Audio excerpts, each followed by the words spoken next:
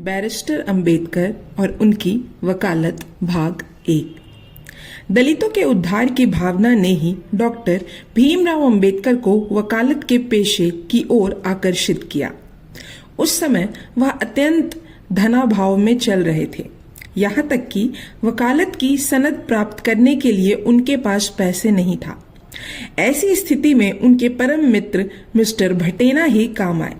Mister Bhatena ने उन्हें पैसे दिए जिनसे भीमराव ने अपनी सनद प्राप्त की। एक बैरिस्टर के रूप में उन्होंने जून 1923 में वकालत का काम प्रारंभ किया। छुआछूत रूपी कांटे अनुभवहीन वकालत की शुरुआत, अदालतों में अप्रिय वातावरण आदि ने उनके कार्य को बड़ा ही कठिन बना दिया। इन बातों से भी वे हताश नहीं होते थे। वे यह जानते थे कि उत्तमता कड़े परिश्रम से ही होता है। बचपन से ही उनका ऐसा अनुभव था और वकालत में उत्तम स्थान प्राप्त करने में वे जुट गए। डॉक्टर भीमराव अंबेडकर ने वकालत की शुरुआत बॉम्बे वॉर की एपिलेट शाखा में। भीमराव का मार्ग तो चारों ओर से अवरुद्ध था। स्वर्ण हिंदू न्यायाभिकर्ता डॉक्टर साहब के साथ किसी प्रकार का काम करने के लिए बिल्कुल तैयार नहीं होते थे, क्योंकि उन्हें डर था कि एक अछूत बैरिस्टर के साथ रहने से उनके पास स्वर्ण हिंदुओं का आना जाना बंद हो जाएगा। अंबेडकर उसी के काम से संतुष्ट रहते थे जो उनके पास स्वतः आता था। वे बाद में बंबई हाई कोर्ट के वकीलों की श्रेणी में आ गए, पर प्रारंभ में सभी महान वकीलों के समान उन्हें अनेक प्रकार की कठिनाइयों का सामना करना पड़ा। डॉक्टर भीमराव अंबेडकर तो अछूत भी थे, इसलिए उनकी परेशानियों का तो ठिकाना ही न था। भीमराव अंबेडकर सरकारी नौकरी के पक्ष में नहीं थे, क्योंकि उससे समाज सुधार के कामों में बड़ी अड़चन पैदा होने की संभावना थी। उन्होंने नागपुर में अक्टूबर 1956 में एक कार्यक्रम में कहा था, जब मैं लंदन से पढ़कर वापस आया तब मुझे सरकार ने डिस्ट्रिक्ट जज बनने के लिए आमंत्रित किया, लेकिन इस रस्सी को मैंने अपने गले में इसलिए नहीं बनवाया कि मेरे सरकारी नौकर हो जाने पर मेरे लोगों की सेवा कौन करेगा। इसी उद्देश्य को ध्यान में रखते हुए मैं नौकरी के चक्कर में नहीं पड़ा। कुलेश्कर के प्रयासों से भीमराव को फिर भी एलिफेंट्स कॉलेज में प्रोफेसर की नौकरी मिल रही थी, पर डॉक्टर अंबेडकर ने उन्हें सूचित कर दिया कि अब वह ऐसी नौकरी नहीं करना चाहते जिससे उनके समाज सुधार आंदोलन में बाधा उत्पन्न हो।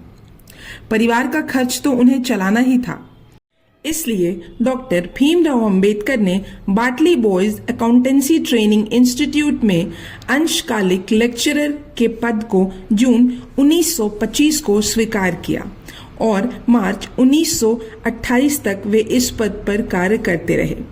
उनकी वकालत अच्छी तरह नहीं चल रही थी। उनका अधिकांश समय समाज सुधार के कार्यों में व्यतीत हो रहा था। डॉक्टर भीमराव अंबेडकर ने अछूतोद्धार आंदोलन की शुरुआत जुलाई 1924 में बंबई में बहिष्कृत हितकारिणी सभा की स्थापना से की थी। इस सभा का रजिस्ट्रेशन हुआ, जिसका कार्य क्षेत्र सारे बंबई प्रांत को बनाया गया। इस सभा का अध्यक्ष CH सीतलवाड़ और LLD को बनाया गया।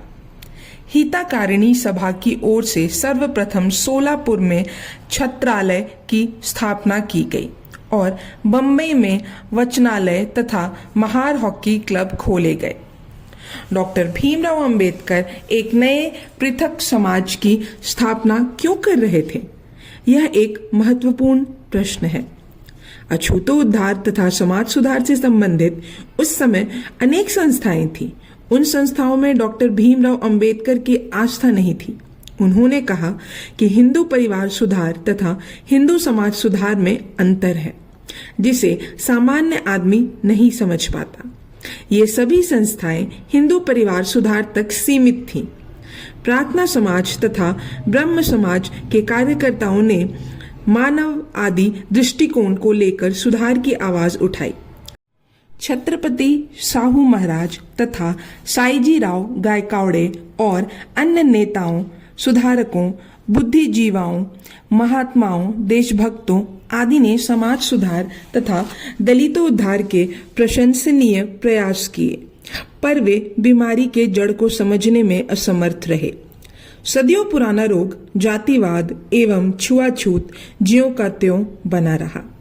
अछूतों को ब्रह्म रूप से सहायता तो मिली, परंतु वे अन्यों द्वारा की गई सहायता और आत्म सहायता में अंतर नहीं कर पाए। डॉक्टर अंबेडकर ने यही नारा बुलंद किया कि आत्म सहायता सबसे उत्तम सहायता है। बहिष्कृत हितकारिणी सभा की स्थापना के साथ आत्म सहायता तथा आत्मसम्मान का युग प्रारंभ हुआ।